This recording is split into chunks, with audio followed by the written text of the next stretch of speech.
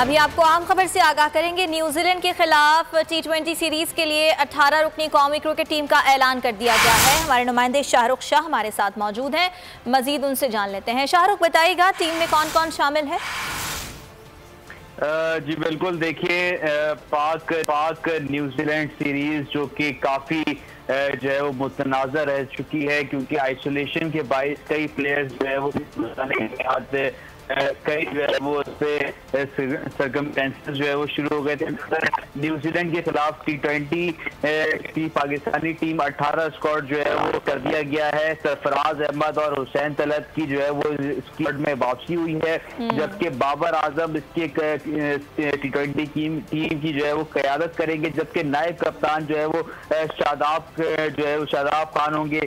दीगर खिलाड़ियों में मोहम्मद रिजवान है, हैदर अली है, मोहम्मद हफीज और इफ्तिखार अहमद भी जो है वो, जबकि खुर्शीद शाह तलत, मोहम्मद हसनैन, हारिस रऊफ और शाहीन शाह अफरीदी भी जो है वो का 18 रुकनी स्क्वाड हिस्सा होंगे, जिसका ठीक है। स्क्वाड में शामिल खिलाड़ियों के हवाले से आप आगाह कर रहे थे शाहरुख, बहुत शुक्रिया आपका।